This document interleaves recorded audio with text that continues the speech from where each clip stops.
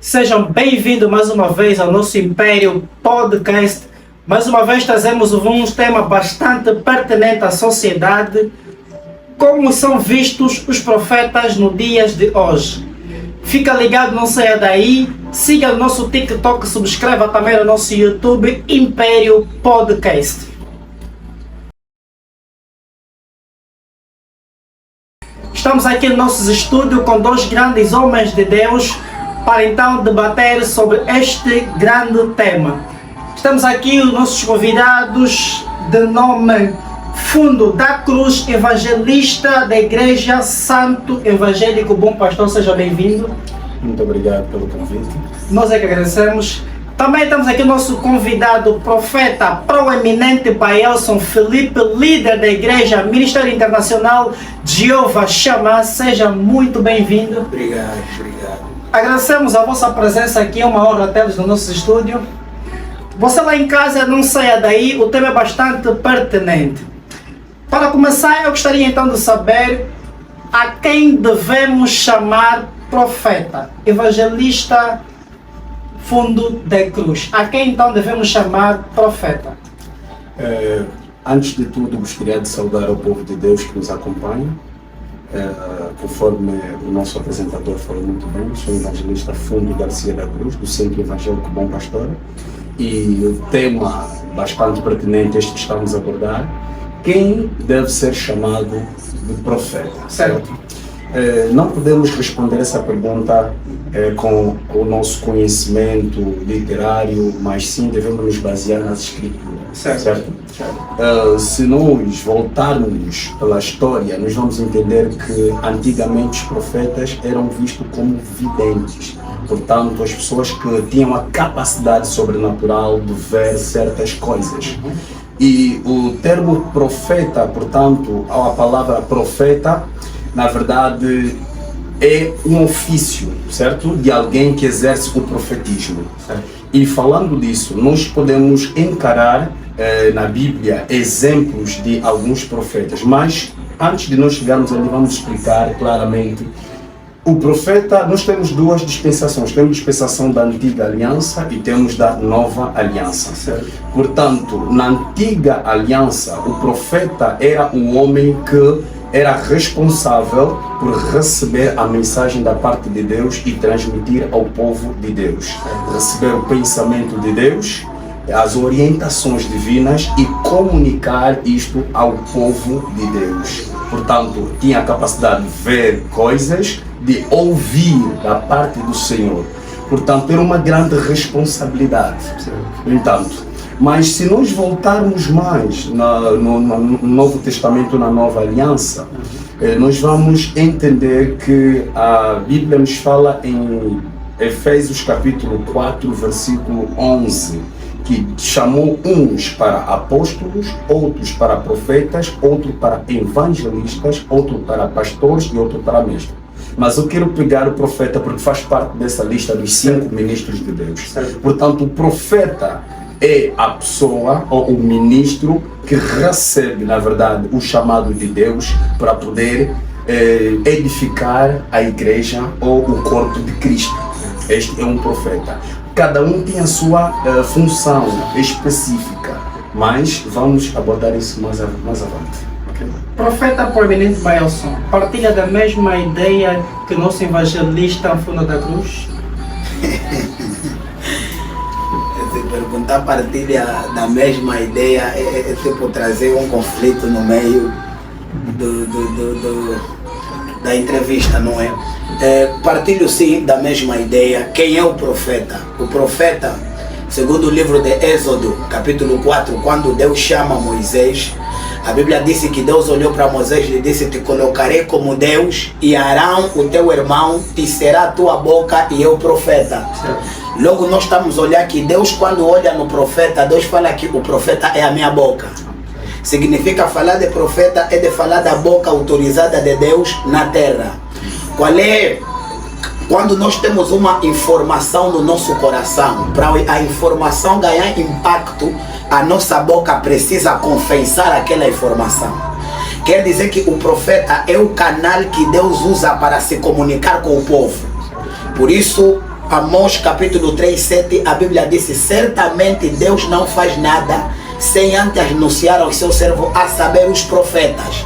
Significa, o profeta é aquele recipiente que Deus pegou as informações futuras e o conselho dele, depositou dentro do profeta para o profeta transmitir ao povo.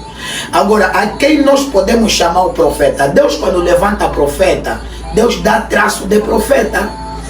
Diabo tem os seus profetas, porque o profeta é mensageiro. Diabo tem o seu profeta, Deus também tem o seu profeta. Agora, a quem nós vamos chamar de profeta? Aquele que nos apresenta os traços divinos.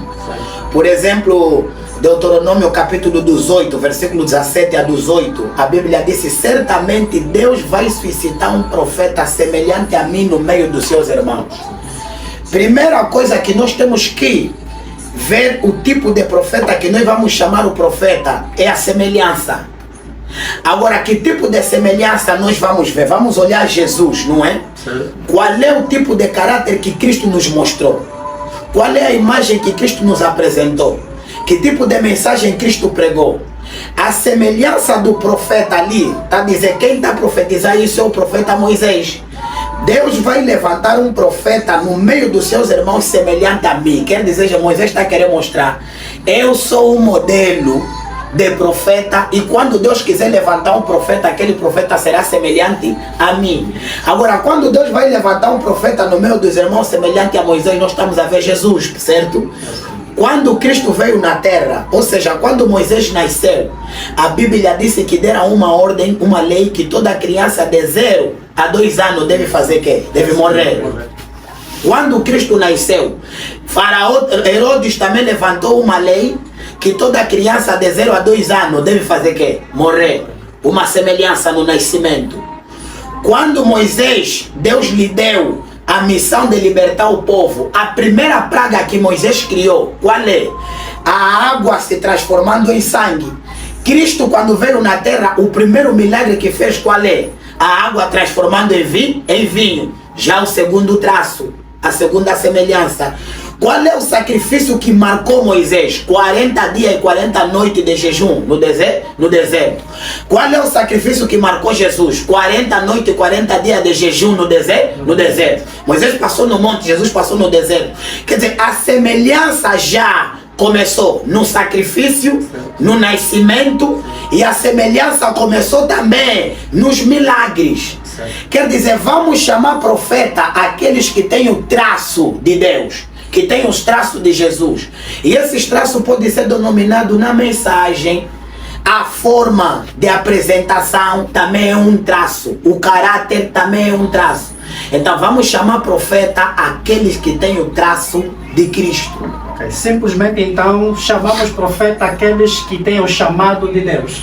O chamado de Deus, certo? Porque não é bem até aquele que tem o chamado de Deus. Todos nós que estamos aqui temos chamado, mas nem todos atenderam ao chamado. Ok, deve ter a semelhança, não é, do seu Filho Jesus Cristo. A semelhança de Cristo. Então, nesta afirmação, a teologia é importante para um profeta, ou seja, hoje em dia, para se tornar profeta ou pastor, é necessário estudar a teologia, ou simplesmente é um dom, ou seja, é alguém que Deus escolhe, não é? Vem com o caráter de Cristo para se tornar profeta. Onde é que entra a teologia na profecia, ou seja, num profeta? É necessário que o profeta estude a teologia para se tornar profeta, ou simplesmente é dom dado por Deus?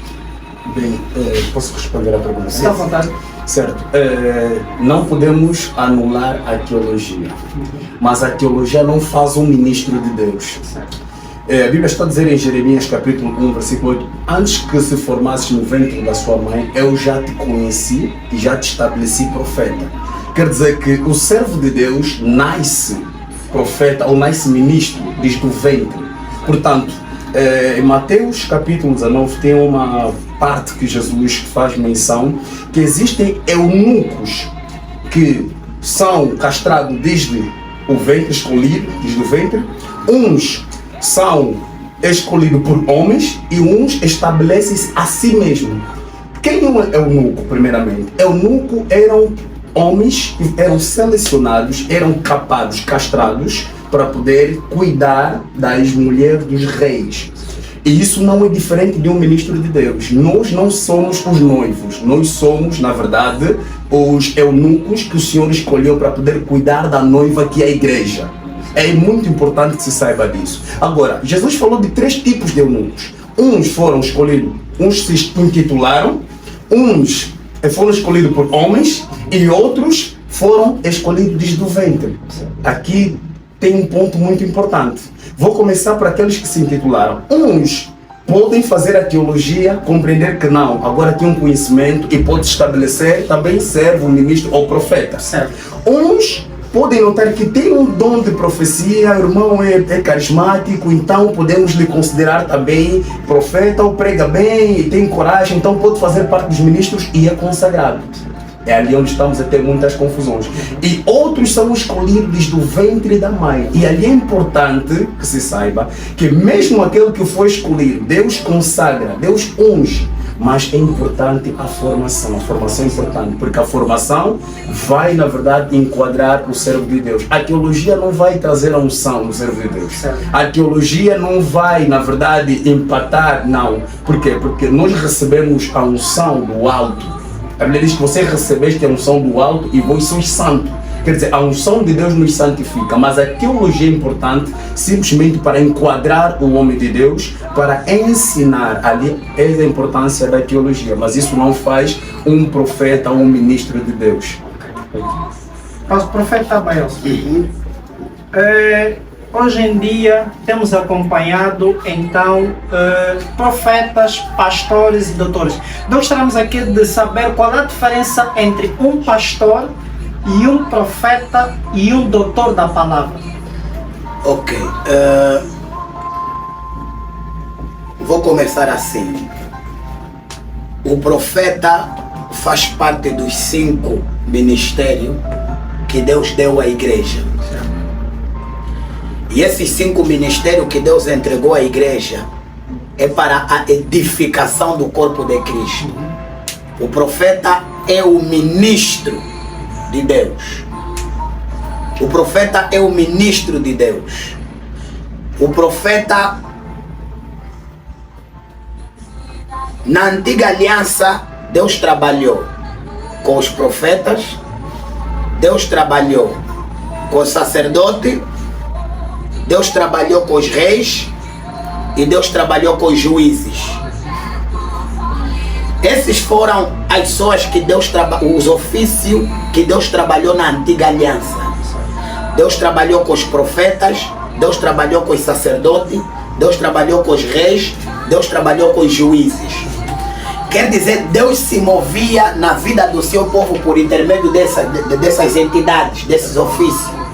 Mas agora na nova aliança, no livro de Efésios, a Bíblia disse que Jesus fez uns a apóstolo, uns a doutores, que é mestre, outros a evangelistas, uns a pastor e outros a profeta.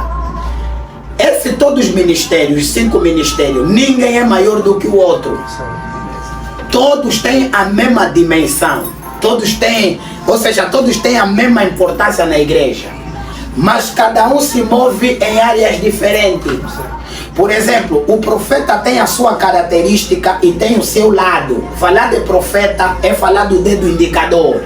Aquele que mostra o caminho, aquele que indica, endireita ao povo, aquele que traz a palavra ao povo. O pastor é aquele que apacenta as ovelhas. O pastor é aquele que apacenta o rebanho. Por isso mesmo você verificando, a mansidão do pastor, ou a entrega que o pastor tem pela ovelha, é diferente com o profeta.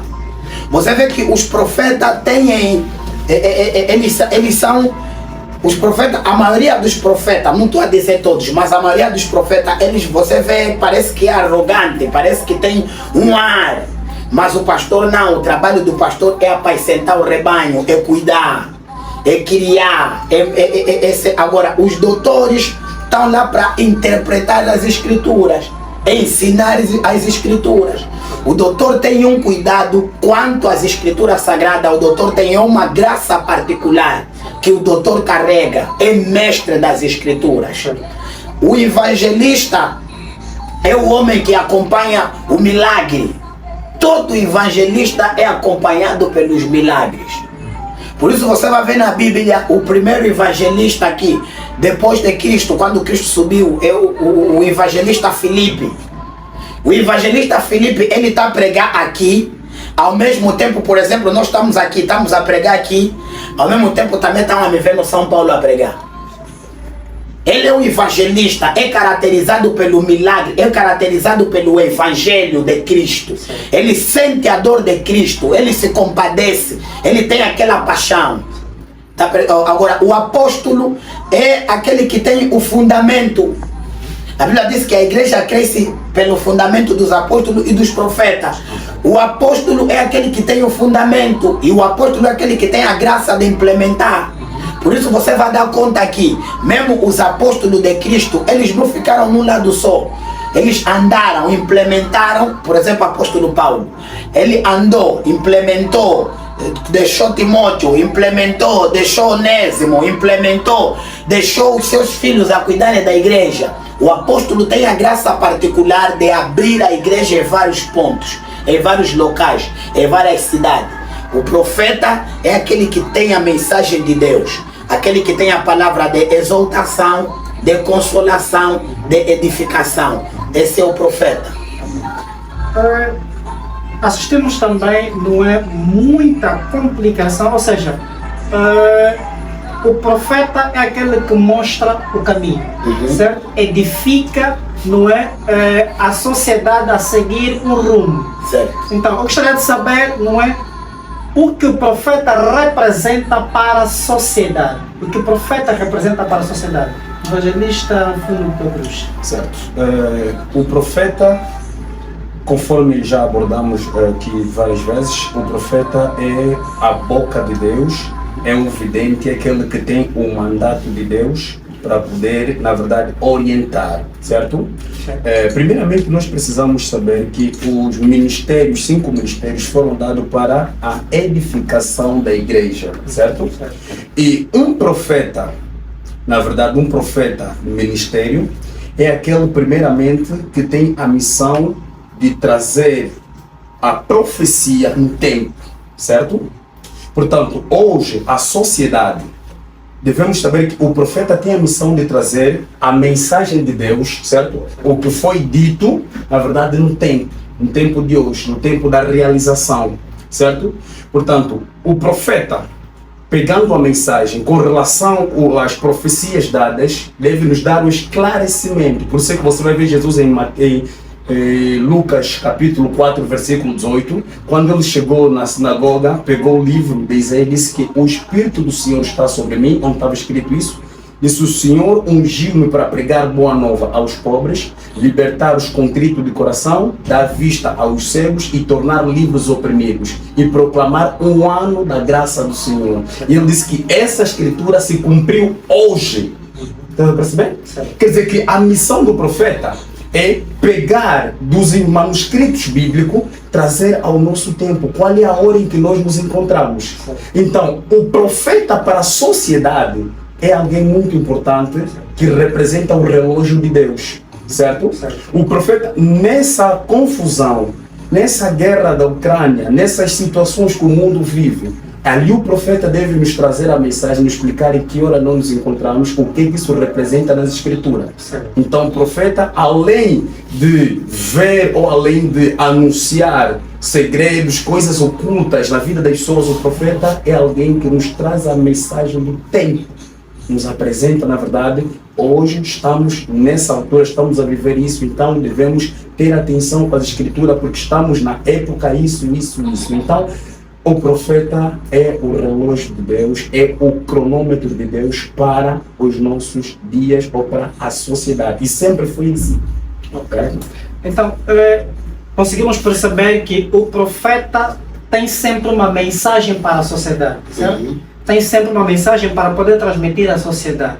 Mas nos dias de hoje a pergunta é que não quer se calar. Hoje em dia temos assistido os profetas, não é?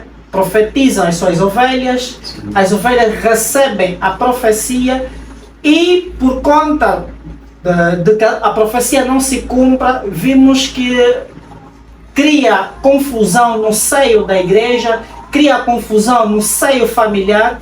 Nós somos africanos e percebemos que feitiço existe. Tal como Deus existe, devemos ter a certeza e temos certeza também que Satanás existe. Sendo o governador deste mundo, Satanás, o diabo, não é? Ele desencaminha as pessoas todos os dias. Então, o profeta profetiza alguém e essa pessoa fica expectante para que então a profecia se cumpra. E quando não se cumpre, normalmente têm atirado pedra aos profetas porque essa profecia não se cumpriu. Por que tanto imediatismo na igreja nos dias de hoje? Ou seja, é profetizado, não aconteceu, foge da igreja, distancia-se da palavra. Por que tanto imediatismo no dia de hoje nas igrejas profeta Baelson, Felipe, por intermédio de uma profecia? A profecia, não é? O tempo de hoje que nós estamos é considerado os fins dos tempos. E os fins dos tempos é o tempo profético. Quer dizer que esse é mesmo o tempo da atuação dos profetas. A Bíblia disse: tomara, o meu desejo é que em cada família de Israel Deus levanta um profeta. Joel capítulo 1, o capítulo 2, perdão. A Bíblia disse: derramarei o meu espírito sobre toda a carne. Os vossos filhos e as vossas filhas profetizarão. Derramarei o meu espírito sobre toda a carne. Toda a carne é algumas carnes? É toda. Todas. Quer dizer, todo aquele que é carne, nos últimos tempos, ele está sujeito a receber o espírito derramado. Então, agora, o profeta, ao entregar a mensagem, como você disseste que há muita profecia que não se cumpre. Deuteronômio 18, a Bíblia disse: saberão que é ser profeta mandado por mim, quando aquilo que ele profetizar fazer que se cumprir. Logo, o verdadeiro profeta é caracterizado também pelo cumprimento da profecia. Quando não é? Quando a profecia não está se cumprir, então nós vamos olhar esse profeta falou na emoção. Não vamos falar ainda que é falso, vamos falar que talvez falou na emoção. Por quê? Porque o espírito do homem também profetiza. Eu estou aqui contigo, o teu espírito como espírito pode se comunicar. Okay. E eu posso falar alguma coisa que você está passando. Não é ainda Deus que me falou. Certo. O teu espírito com o meu espírito se comunicar. Nunca deu conta que é aquele momento que você está pensando numa pessoa e aquela pessoa te manda mensagem. Certo. Não é Deus, é a conexão do espírito. Olha, estava a te pensar um pouquinho. Mas agora, a profecia não cumprida tem um porém. Se a culpa é do profeta ou se a culpa é da pessoa que foi profetizada. Por quê? Porque quando te foi profetizado, homem de Deus, quando te foi profetizado, significa que o propósito de Deus na tua vida foi revelado. Agora, quando o propósito de Deus na tua vida é revelado, o diabo fica descansado? Não. O ladrão se levanta, o diabo se levanta para procurar impedir aquela profecia. Imagina, te profetizaram que, vamos só imaginar, eu estou a profetizar que você vai trabalhar no banco, tu a te ver dentro do banco. Mas agora, aquela profecia quando te dei, te encontrou firme. Mas agora, se desviaste do caminho. Acha que Deus vai pegar uma pérola e entregar numa criança? Não. Você não está bem, se desviaste do caminho. Por exemplo, a Bíblia disse lá no Jardim do Éden, Deus descia todas as tardes para abençoar quem? Adão. Mas no dia que Deus desceu, não lhe encontrou. Deus lhe perguntou: Adão, onde está? Por quê? Porque Adão não estava posicionado no lugar do encontro. Quando te dá uma profecia, o cumprimento da profecia deve te encontrar posicionado. Porque senão o dia do cumprimento da profecia, Deus vai descer para te abençoar, não vai te encontrar, vai perguntar onde você está. Existem outras profecias que não estão a se cumprir. Culpa não é do pastor. Culpa não é do homem de Deus. A culpa talvez é da pessoa que lhe foi profetizado, se desviou do caminho, saiu do caminho. Uma profecia que saiu da boca do próprio Deus. Posso falar? Pode sim, está à vontade, profeta. Homem de Deus, estou à vontade. Uma profecia que saiu da própria boca de Deus. Mas se você verificar a Bíblia, você vai falar falhou. Não falhou. Deus olhou para Abraão e lhe disse: Abraão, o teu filho, tua descendência vai entrar na escravidão durante 400 anos.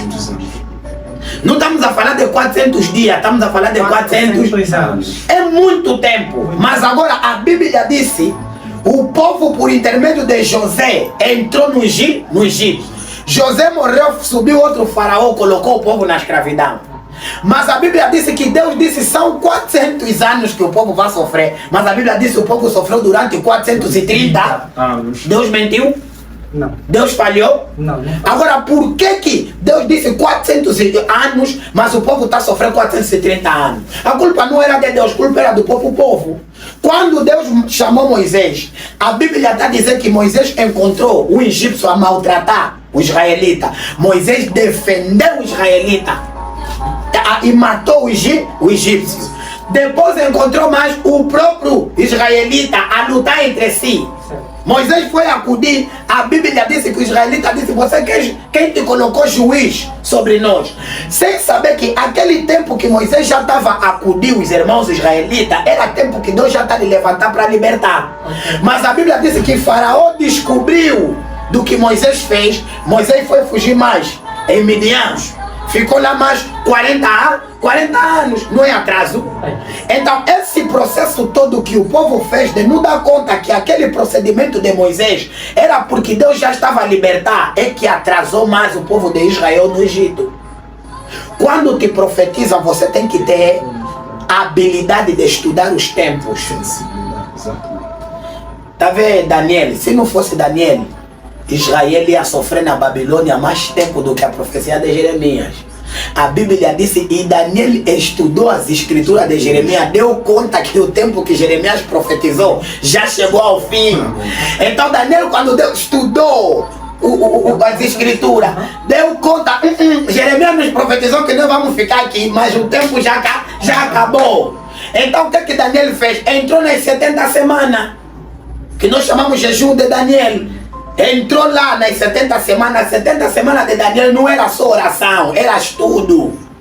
Há muita gente que lhe foi profetizado, profecia não está se cumprindo porque só está no rabaxaraba, debochada. Vida dele é só orar. A outra profecia não vai se cumprir quando você orar, vai se cumprir quando você se levantar. Okay. Vai trabalhar na zona Angola, não entende matemática, informática, vai fazer que na zona? Não. Então quando te profetizam na tua TV, você vai entrar na zona Angola. Se não é através do meu inglês, então vou entrar através da minha informática. Certo. Se não vou entrar na minha informática, o meu currículo de engenharia, eu vou entrar lá na zona Angola. Alguma coisa deve ter. Alguma coisa deve ter traço. Tem que ser o canal para que a bênção então. Não, você vai ser rico, você vai ser rico. Te profetizaram que vai ser rico, você está esperando riqueza vir bater a porta da tua casa. Acha que riqueza vai vir com quem é? Riqueza. Não. Te profetizaram vai ser rico. Começa no pouco. Trabalha. O teu trabalho é que vai fazer com que Deus lembra. Porque eu vou te dizer uma coisa. Existem outras pessoas que já lhe foi profetizado, mas Deus lhe esqueceu. Deus esqueceu. Deus lhe esqueceu. Tu vai falar assim, Deus lhe esqueceu. Por quê? Porque ele está parado. Quem colocou Noé na arca? Noé e a família dele e os animais, quem lhes colocou na arca? Não é Deus? Deus sim, Deus colocou. Mas Noé ficou parado lá na arca. No dia só que Noé soltou pomba, a Bíblia disse Deus lembrou. Significa se Noé não soltasse a pomba, Deus implementou, ela também não ia fazer. Deus esqueceu de Noé. Quando te profetizam, você deve fazer alguma coisa para provocar aquele cumprimento. Senão vai ser esquecido, vai ficar no tempo. Nossos internautas que estão aí em casa, então ficou bem dito. Quando recebe uma profecia, devemos ir atrás para que a profecia se cumpra, assim como foi dito pelo profeta proeminente Baelso. Gostaria também de perguntar ao nosso evangelista, um profeta desviante, por exemplo, um profeta que se desviou da visão de Deus, pode se tornar um perigo para a sociedade? Com certeza, com certeza. Não pode, mas sim torna-se com certeza um perigo para a sociedade. Por quê? Porque vamos pegar a história de Jeroboão em 1 de Reis, capítulo 13, certo? Vamos ver a história do jovem profeta. A Bíblia diz que Deus enviou um profeta para Betel, para amaldiçoar o altar que estava lá, que Jeroboão havia colocado, certo? Um colocou em Dan, outro em Betel. Mas Deus enviou este profeta jovem para ir amaldiçoar, ofender aquele altar que estava em Betel. E quando ele chega, encontra o rei Jeroboão a queimar incenso, queimar um sacrifício no altar. Ele diz que ele amaldiçoou o altar e o rei Jeroboão mandou prender o jovem profeta, porque estava contra a sua prática. A Bíblia diz que o homem, o Jeroboão, ficou com a mão leprosa. E ele compreendeu que aquele era um homem de Deus. Disse, por favor, roga a teu Deus, para quê? Para que me limpe dessa lepra. A Bíblia diz que o homem de Deus rogou e ele ficou curado daquela lepra. Disse, por favor, venha, vamos comer e beber. E ele disse que não irei nenhum lugar comer nem beber, porque o Senhor disse que não comerás e nem beberás e nem voltarás do mesmo caminho. Estamos a perceber? Mas a Bíblia diz que houve filhos de um velho profeta que viram o ato, o que se passou naquele lugar e foram contar ao seu pai. Disseram que viu um profeta, fez isso, aquilo, aquilo. E disse, de onde ele foi? Ah, foi por ali. Então monta-me uma jumenta para eu ir atrás dele. E quando ele foi atrás desse profeta, o jovem profeta disse, por favor, venha para comer e beber e descansar um pouco. Mas o jovem profeta disse que eu não comerei nem beberei, porque o Senhor disse que não poderei comer nem beber nem voltar pelo mesmo caminho. E o que ele diz? Eu também sou profeta como você. O Senhor também fala para mim. Quer perceber? Mas ele diz que era um velho profeta, um profeta desviado, mas ele enganou o jovem profeta. E quando este volta, come e bebe, imediatamente a mensagem de Deus não veio de fora. Desceu nesse mesmo velho profeta, dizendo que assim conforme você desobedeceu a palavra de Deus, serás devorado. Então, tudo isso nos mostra que um profeta desviado é um atentado para a sociedade. Por quê? Se ele mesmo já se desviou, seguiu os maus caminhos, ou entrou em práticas ocultas, que é um grande problema nos nossos dias, ok? O ocultismo torna-se um perigo para a sociedade. Por quê? Porque hoje as pessoas estão com sede, precisam ter... Alguém quando está com um problema demasiado, então tudo para ele é uma solução, precisa procurar a solução de qualquer maneira. E quando encontra-se com alguém que lhe apresenta aquilo que deseja, porque mesmo a Bíblia diz em 1 Timóteo capítulo 3, que nos últimos dias muitos abandonarão a fé, terão coceiras de ouvir aquilo que lhes agrada e vão se apegar a doutrinas de demônios. Você percebe? Não quer dizer que não haja verdadeiros, tem verdadeiros, mas muitos por causa do século presente, do prazer da vida, vão querer ouvir aquilo que lhes agrada. E quando um velho profeta, ou seja, um profeta desviado está ali, ele vai apresentar não aquilo que diz o Senhor, porque ele já está desviado, mas vai apresentar aquilo que o povo quer ouvir. E quando o povo quer ouvir o quê? Quer ouvir casamento, quer ouvir prosperidade. Mesmo não estando no caminho de Deus, mesmo andando no pecado, mesmo desviado, mas quer ouvir aquilo que lhe agrada. E esse profeta vai fazer o quê? Vai transmitir não o oráculo de Deus, mas sim aquilo que é o seu benefício. E muitas das vezes para quê? Para poder se enriquecer. E se nós entrarmos nesse ponto, vamos encontrar muitas famílias que estão sendo destruídas por causa das mensagens proféticas, ok? Não dos verdadeiros, mas sim dos falsos, ok? Das práticas, certo? Porque eu vou dar um exemplo. Não me é permitido citar o nome, mas existe um profeta que uma senhora tinha problema de conceber. Mas o profeta diz que antes de você conceber, tu tens que sim ter uma relação comigo. O ministério profético tem muitas facetas. Não devemos, na verdade, anular isso. Sim, certo? sim. O ministério profético tem muitas, mas muitas facetas. A gente tem assistido certo? Todos os dias. Tem muitas facetas que exige o profeta fazer certas práticas, mas é segundo aquilo que diz o Senhor. Mas este homem acabou por quê? Por se envolver com a senhora e o marido, acabou por perceber. E trouxe um grande problema. Procurar um homem, desviou. Será que uma orientação divina, uma orientação de Deus, pode trazer esse problema? Não. Então devemos compreender que um profeta desviado realmente é um atentado para a sociedade. estão a causar destruição de famílias, estão a arruinar as famílias, então devemos ter muita atenção. Temos os verdadeiros que estão ali para salvar o povo de Deus, para libertar o povo de Deus, porque nós não devemos nos esquecer que um profeta, na verdade, sendo ele a boca de Deus, tem muitas coisas que estão dentro do ministério profético que não se encontram no evangelístico, nem no pastoral. O misticismo está dentro do ministério profético, devemos compreender isso. Porque senão não deveríamos ver o que Moisés fez diante de Faraó, lançando a serpente e engolindo todas as serpentes de quê? Dos mãos de Faraó. Quer dizer, há séries de coisas que nós encontramos no ministério profético que não foi dado ao evangelístico, não foi dado ao pastoral, não foi dado ao apostólico, nem ao doutoral. Encontramos todas aquelas cenas dentro do quê? Do ministério profético. A linguagem profética, os atos proféticos, são tantas coisas que Deus pegou e incutiu dentro do profeta. E um profeta deve ser entendido.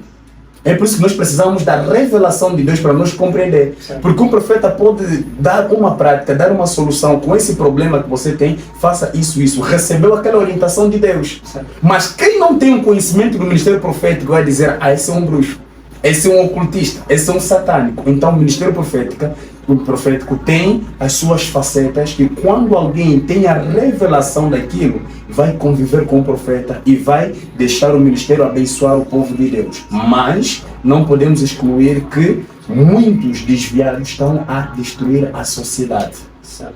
Nos dias de hoje, profeta proeminente Baelson, temos assistido inúmeros profetas a se desviar. Entram em casas escuras para então poder obter milhares de ovelhas nas suas igrejas, para poder encher então as suas igrejas e não só desfrutarem de uma vida luxuosa, o que leva então um profeta a entrar em casas ocultas, não é? Para poder obter luxo e para poder obter inúmeras ovelhas nas suas igrejas. O imediatismo tem sido a principal causa dos desvios dos homens de Deus. Estamos a falar propriamente dos profetas, não são só profetas. Não, também pastores. Os 5 ministérios mesmo até pregadores, pegam feitiço. O imediatismo é a principal causa do desvio do povo de Deus. Querer já. Eu quero tudo já. Quero minha casa já, quero meu carro já, quero meu casamento já, quero uma vida top já. Sem saber que tudo isso é por etapas, tudo isso é por parâmetros. Um profeta desviado é uma torneira suja. Nós podemos, por exemplo, ver uma cisterna, não é? E colocar a mangueira para colocar a água no tanque. A cisterna está limpa, mas se a mangueira estiver suja, a água no tanque vai entrar suja. Quer dizer, o problema não está na cisterna, mas o problema está na torneira. Existem muitos esses que você vê que hoje são quimbandeiros, e muitos dos que estamos a ver que hoje são profetas, ontem foram quimbandeiros. E muitos de hoje que estamos a ver ficaram quimbandeiro, ontem foram profetas. Existem pessoas que não soube se posicionar. Por exemplo, se o irmão começar a profetizar agora, não significa que tu és profeta. Há quem começa a profetizar agora, começa a pregar muito, o ar da vida lhe mete a levantar, eu sou profeta, sem saber que aquilo é só vento.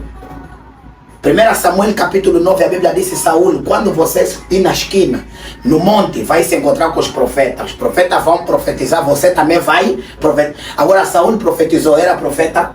Não. Agora amanhã Saúl, se querer manter, começou a profetizar. Agora todo mundo já lhe chama profeta. Ele também já falou que sou profeta. Agora o vento que lhe fazia profetizar, Deus tirou, passou. O que ele vai fazer para manter o ar de profeta? Vai procurar forças ocultas. Porque ele já se apresentou no povo que eu sou profeta. E é um grande erro você designar profeta com a profecia. O profeta é caracterizado pela mensagem bíblica que ele traz. O ministério que exige conhecer Bíblia Não é outros ministérios. Ah, não, profeta. O profeta tem que ter Bíblia na cabeça. Profeta tem que ter conhecimento bíblico. Se você falar que não, esse é profeta porque profetiza, aquele é profeta que... E quem te disse que o profeta trabalha mesmo com o dom da profecia? A Bíblia disse que existem 9 dons. Agora, cada dom é dividido em 3 classes. Temos a classe da revelação, da vocação e do sobrenatural. Na classe da vocação, tem interpretação de língua, dom de língua e a profecia. Na classe da revelação temos a palavra de conhecimento, palavra de sabedoria e o discernimento.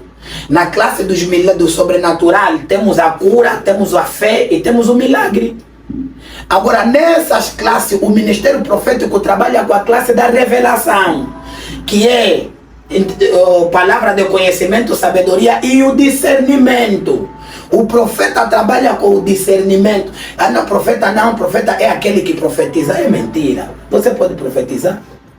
O irmão pode profetizar? Deus, quando quer falar, não importa a forma, Deus fala. Por exemplo, Balaão, quando estava aí para amaldiçoar o povo de Deus, não tinha profeta para falar. Naquela altura, qual é o profeta que vai levantar para falar porque estou indo profetizar Balaão? Se Balaão era um pai grande na profecia. Agora, Deus está olhando que o pai grande da profecia é que está aí amaldiçoar mais povo dele. Não tem como. Deus pegou a palavra, colocou na jumenta, animal. Jumenta começou a fazer que? A profetizar. Agora a jumenta é profeta. O mundo profético realmente precisa de ser bem estudado e a pessoa deve ser bem capacitada então para poder transmitir a profecia. Muitas das vezes o discernimento tem feito com que os profetas passam mal a informação, ou seja, o que dizem daqueles profetas, por exemplo, não é? Recebeu uma profecia de Deus, indicou que o pai ou a mãe, não é, está a fazer alguma coisa com a filha. Aí deve entrar o discernimento de um profeta ou simplesmente deve falar de como recebeu a mensagem, porque muitas das vezes temos visto profetas sem discernimento. Teu pai é feiticeiro, tua mãe é feiticeira, muitas das vezes é que tem afastado, em vez de unir, afasta a família. Que tipo de profeta a gente pode caracterizar a esses profetas? Esse tipo de profeta, o falso profeta não é classificado porque falou teu pai é bruxo, tua mãe é feiticeira. Não. Porque o dom do discernimento, a Bíblia diz discernimento dos espíritos. Por exemplo, eu não sou essa carne que está aqui falar, eu sou o que está dentro dessa carne. Pega agora nas tuas mãos. Pega nas tuas mãos, no pulso, na mão. Essa mão que você pegou é de quem? É tua. Agora, quem está falando que a mão é tua? O meu consciente. O meu consciente também. Pega na tua barba. Essa barba que pegaste de quem? É minha. Quem está falando que a barba é dele? A mente. É o espírito. O teu espírito é que está a reivindicar que esse corpo é meu. Agora, o discernimento é o dom que nos permite detectar que tipo de espírito atua na pessoa. Existe aquela pessoa que todo discernimento, logo que você lhe olha, você já dá conta que essa pessoa aqui é invejoso. Logo que você olha, você fala, essa aqui é boa pessoa. Você pensa que para vocês ficarem amigos, é vossa carne que gostou. É vosso espírito se amou, o teu espírito, a tua alma e a alma dele se amou. O teu espírito e o espírito dele testificou. Então o falso profeta não é caracterizado porque eu como profeta, eu entrando numa família, eu posso ver que não, essa senhora aqui tem um espírito negativo, tem um coração maldoso. Nós precisamos orar. Agora, a maneira que eu vou entregar a mensagem e a maneira que o povo vai receber é que vai definir como é que aquela família vai ficar.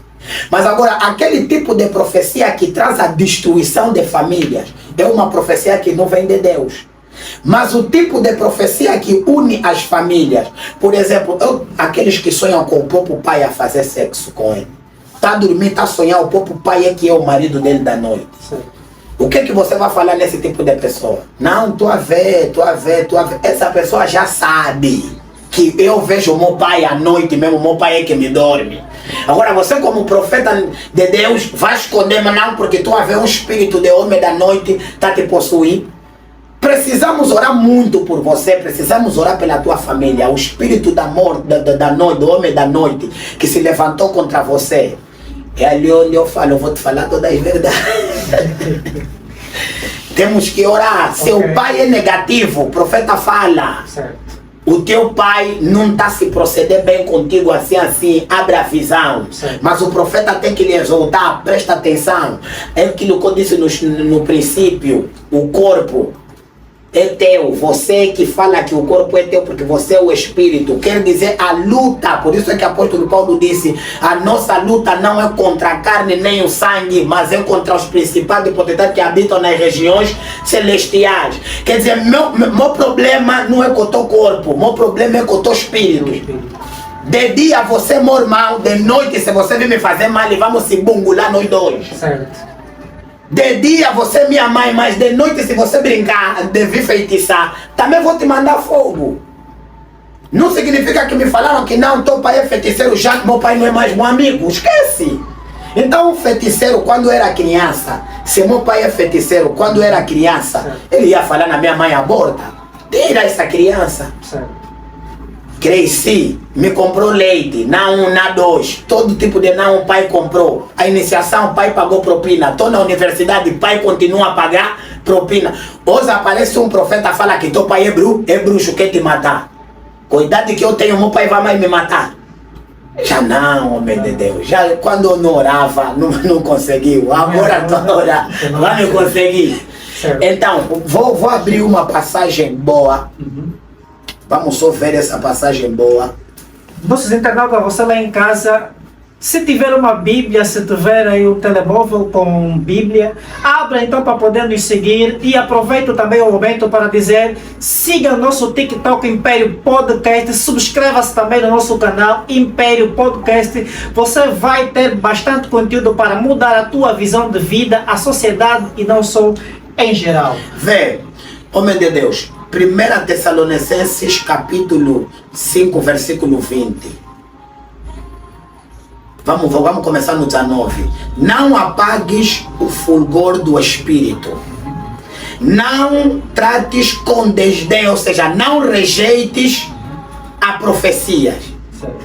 Mas examina todas as evidências, retendo o que é bom. Certo. A Bíblia está dizendo, não nega a profecia, não rejeita a profecia, mas examina aquela profecia e retém aquilo que é bom. Se a pouco a Bíblia está nos dizendo para tirar o que é bom da profecia, quer dizer, não é tudo que nos profetiza que nós vamos colocar no nosso coração. Certo. Certo. A profecia destrói família quando você pega toda a informação que quer levar. Não. Por exemplo, aquilo que eu acabei de dizer aqui. Teu pai pode ser feiticeiro, mas ao mesmo tempo te pagar escola, te pagar formação, te mete comida na mesa. Porque teu pai entende que também é meu filho. É mesmo meu filho. Eu sou bruxo, mas ele é meu filho. Tem meu sangue, eu lhe amo como meu filho. Mas quando está revestido do Espírito... Mas quando está revestido com aquele espírito dele negativo, enquanto não matar filho, também não vai ficar bem. Porque já está com aquela roupa negativa que ele veste. Mas aqui a Bíblia está dizendo, não despreza a profecia, examina e tira a parte boa da profecia. Qual é a parte boa de me falar que a minha mãe é bruxa? É que Deus identificou meu adversário. Deus identificou o meu adversário. Porque eu vou te dizer uma coisa, mais vale comer no mesmo prato com o teu adversário, que você conhece que esse é meu inimigo, do que andar com o amigo bajulador, ou com o inimigo que se veste de ovelha. Então é possível, não é, que um pai e uma mãe seja teu adversário espiritualmente? É possível. É possível. Teu pai, tua mãe, teu irmão, é possível. José, adversário de José era o quê? Não os irmãos? Os irmãos. Uma pergunta que não se quer calar no dia de hoje. Os nossos internautas aperceberam-se então que teríamos aqui um profeta, não é, nos anos anteriores, ou seja, na essência da Bíblia existem, não é, o Antigo e o Novo Testamento.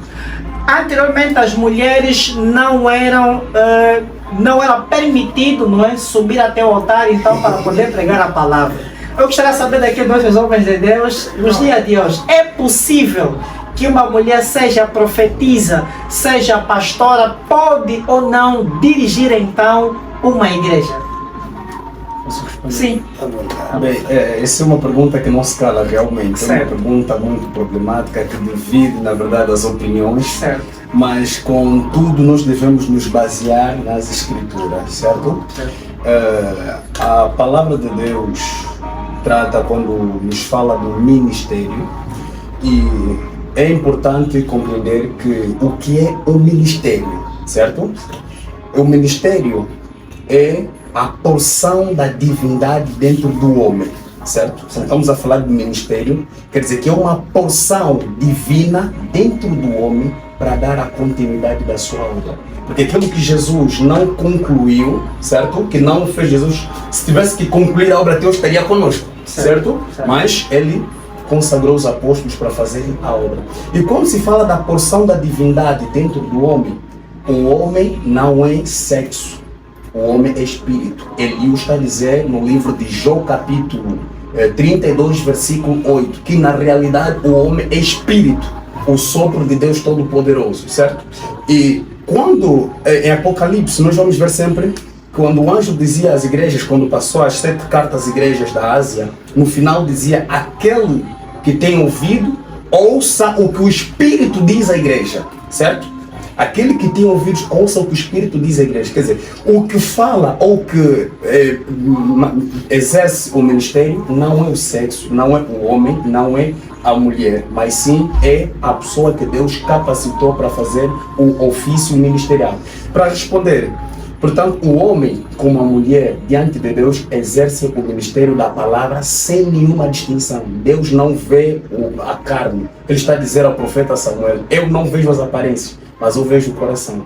Se nós voltarmos antigamente, vamos ver que em Juízes capítulo 8 nos fala de uma mulher chamada Débora, que exerceu o ministério de juiz, conforme diz o nosso, acabou de dizer o nosso profeta Bael, seu prominente, que no Antigo Testamento havia 4 ministérios que Deus usava. E esses ministros eram responsáveis para quê? Para poder trazer a mensagem de Deus e orientar o povo. Eram líderes, certo? Temos ali os reis, temos sacerdotes, temos profetas e temos juízes. Nos juízes podemos destacar como Elde, temos o Sansão, Jefté, Tolá, Débora, entre outros. Dentro desses juízes tinha uma chamada Débora, que exerceu o ofício ministerial de juiz diante do povo de Deus. A Bíblia chama profetisa Débora. Chama profetisa Débora, certo? Então, dentro da nova aliança, alguém pode dizer: não, aquilo era na antiga aliança. Na antiga aliança era mais perigoso até ainda, porque na antiga aliança a lei era dura. Nós vamos a perceber. A lei era dura e não era permitido de qualquer maneira ou uma mulher tomar autoridade. Mas Deus, pela sua soberania, levantou mulher. E quem somos nós para dizer que a mulher não pode pregar? Quem prega? É a mulher? Quem exerce o ministério? É o sexo ou o espírito, como está a dizer ali no livro de Job? Na realidade, o homem é espírito. Não há sexo, não há masculino, não há fêmea. Deus usa quem Ele quer. Então, o ofício ministerial é a minha opinião, livremente. Não posso ser extremista ou categórico. Não, a mulher não pode pregar, a mulher é em casa. Aprenda. Muitos trazem um contexto do que o Paulo diz, que as mulheres aprendam em silêncio. Devemos aprender em casa, certo? Em Coríntios, capítulo 14, quando Paulo está a falar disso, nós devemos entender que a situação da igreja de Corinto não era igual das outras igrejas. Paulo falou aquilo à igreja de Coríntios. Paulo não voltou a falar aquilo numa outra igreja. Estamos a perceber? Então, é claro que se entenda que quando a mensagem do apóstolo era para manter a ordem da igreja. O apóstolo é aquele que mantém a ordem, aplica a doutrina dentro da igreja. Então, quando há alguma irregularidade, se for possível tomar medidas, era necessário tomar. Então, o ministério feminino é aceitável nos nossos dias, normalmente. Então, podemos concluir que uma mulher pode sim levar o ministério, pode ser profetisa. Pode ser profetisa, pode ser evangelista, pode ser apóstolo, pode ser pastor. Porque a escolha não depende de nós. Nós não escolhemos ninguém. É ali onde vem o problema. É aquilo que eu falei, que Jesus disse em Mateus 19, que existem eunucos que foram escolhidos do ventre, uns estabelecidos por homens e outros se intitularam. Quer dizer, Hoje, certos homens de Deus acham-se na posição de Jesus de escolher certas pessoas que podem exercer o ministério. Este é meu filho, este aqui prega bem, esse aqui é carismático, então vou lhe consagrar, continua a obra. É ali onde nós estamos a ver muita desordem na sociedade, muita desordem no corpo de Cristo, porque você não recebeu o chamado, você não conversou com Deus. É necessário que você ouça, que você receba as instruções de Deus para você fazer aquilo, porque Jesus está a dizer que o mercenário, quando vê o lobo, faz o quê? Abandona, sai. Vê que aquilo não vai conseguir, mas o pastor, como Davi, quando o leão está fazendo a sua defesa diante de Saul, quando via o lobo, o urso, ele fazia o quê? Tirava, devorava o urso, tirava a ovelha. Leão, de igual modo. Quer dizer, o pastor é aquele que tem, ou o ministro é aquele que tem um chamado de Deus para apacentar, para cuidar do povo de Deus. E quando falo cuidar, todos nós, independentemente do ministério, temos essa responsabilidade de cuidar. Um profeta cuida. Nós estamos a ver Moisés cuidou do povo. Portanto, nós temos sempre uma porção de cada um de nós. O profeta Bael, sobremente aqui, mas se nós observamos, dentro dele tem também a graça pastoral, porque está a cuidar do rebanho de Cristo. Um evangelista de igual modo, um profeta de igual modo. Então nós temos essa faceta de cuidar. Então o ministro cuida do rebanho, não mata o rebanho. Mas aquele que se intitula, ou aqueles que lhe intitulam, quando vê as dificuldades, abandonam. Então muitos hoje acabam por quê? Por consagrar por emoção. Não, mulher não pode pregar. No meu ministério, mulher não prega. No meu ministério, não somos nós quem escolhemos. Mas Cristo é quem escolhe. Apóstolo Paulo está a dizer, é o vosso irmão Paulo, apóstolo de Jesus Cristo, escolhido pela graça. Vocês perceber que então Cristo é quem nos escolhe. Ele é que dá uns para apóstolos, outro para profetas, outro para evangelistas, outro para doutores e outro para mestres. Portanto, isso tudo depende dele, não depende de homem, não, porque quando pegamos a obra de Cristo, a obra de Deus, e monopolizamos como se fôssemos novos donos da obra, e é onde nós acabamos por fazer entrar a morte dentro da igreja e acabamos por criar leis dentro da igreja. Hoje em dia você vê a igreja, não, um pastor não casado não pode dirigir a igreja. Agora eu pergunto, Timóteo dirigir a igreja de Efésios, era casado? Esta é a grande questão. Apóstolo Paulo, sim, era casado? Então, as leis humanas não devemos trazer, devemos regular, ok? Para termos disciplina, mas não trazer as nossas leis e aplicar como se fosse doutrina. É o grande erro.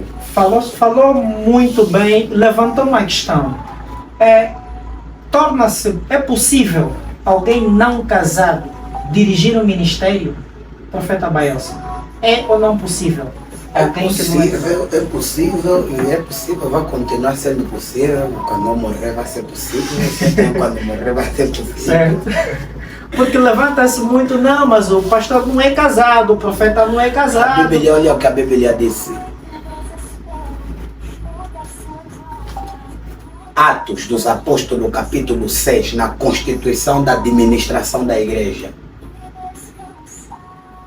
Vamos levantar homens de bom caráter, chefes de família, homens disciplinados, para cuidarem dos órfãos, das viúvas, da administração do corpo de Cristo, e nós, apóstolos, vamos ficar somente na palavra. O liderar a igreja, o que é? Muita gente pensa, muitos pastores pensam que liderar a igreja é pregar. Liderar a igreja é isso que o apóstolo Pedro falou. Vamos levantar pessoas capazes. Significa, o apóstolo Pedro pode até muito bem, mas o apóstolo Pedro há relatos que teve família. Mesmo o apóstolo Paulo também há relatos que teve família e depois. Mas agora, o próprio Cristo teve mulher? Não teve mulher. Se você verificar a Bíblia disse que o solteiro serve melhor. E a Bíblia está dizendo que o homem, o pastor casado, o ministro casado, antes de ir na igreja, primeiro cuida da sua quê? Quer dizer, para o ministro casado, a primeira igreja que Deus te deu não é igreja templo, é igreja tua mulher, é igreja teu filho. Se você não cuidar do teu filho, da tua família, e estás indo no altar, você está em pecado. Não, abandonei meu filho doente, abandonei minha filha doente, vim pregar. Irmão, você tá, é bom pastor e péssimo pai. Para Deus não vale. Porque Deus te manda, se você casar, apóstolo Paulo disse, o solteiro serve melhor, mas é bom casar do que abraçar. Ela percebe? Apóstolo Paulo está querendo te mostrar, olha, se você ser solteiro, se você ser pastor solteiro, é bom, é melhor. Mas se você casar, também é melhor do que viver a abraçar. O que leva um pastor a casar? O que leva um líder da igreja a casar? Deram um padrão que um pastor deve ser casado, não é? Deram um padrão que um pastor deve ser casado, que um pastor deve ser chefe de família. Por quê? A atualização da sociedade ou a globalização no tempo de hoje é uma grande influência para esse tipo de defesa. Que o pastor deve casar, que o pastor deve ser chefe de família. Por quê? Porque o tempo agora em que estamos é um tempo mesmo terrível. Onde estamos a olhar irmãs a irem na igreja como se fosse estão a ouvir palavra, mas estão a desejar o próprio pastor. Já um pastor casado, já um pastor casado, a ovelha dá logo conta que o pastor é casado. Há um receio da ovelha querer colocar outros pontos. A não ser que aquela ovelha é mesmo o diabo que lhe enviou.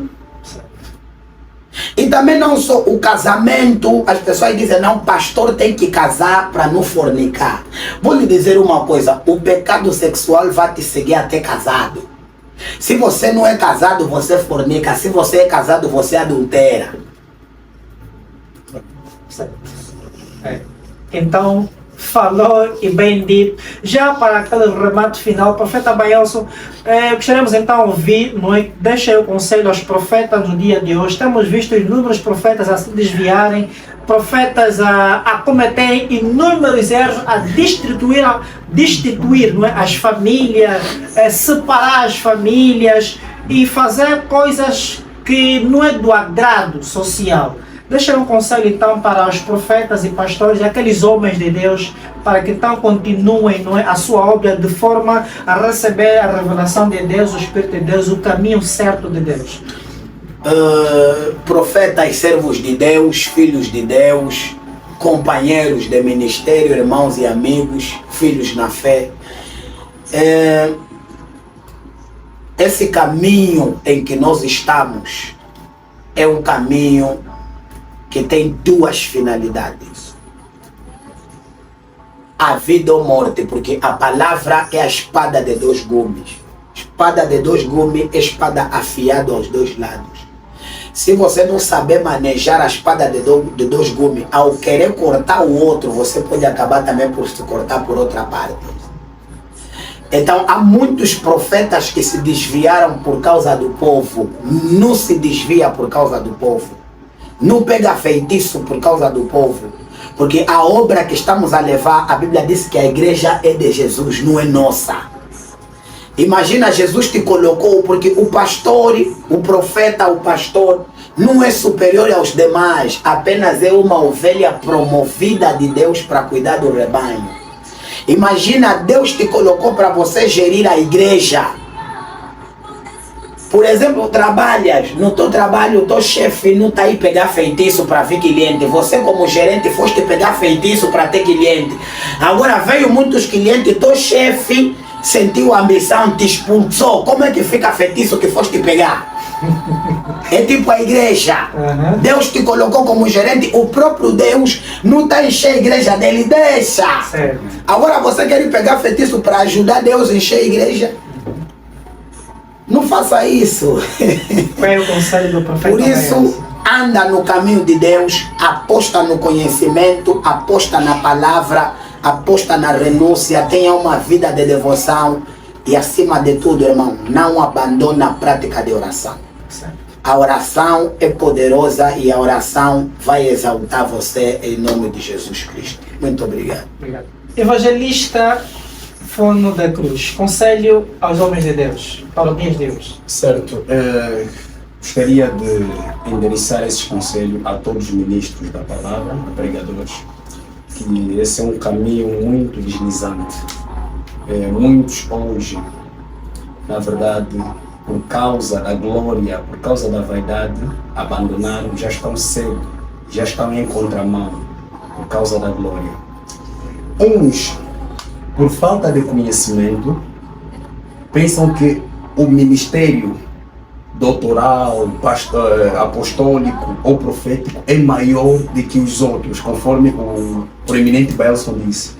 Por ter graça de profetizar, acaba por quê? Por mudar de ministério. Hoje você vê que é evangelista, amanhã é profeta, amanhã é doutor. É um grande erro, meu irmão. Você tem um panfleto de 2015, te viram como pastor. 2023, profeta.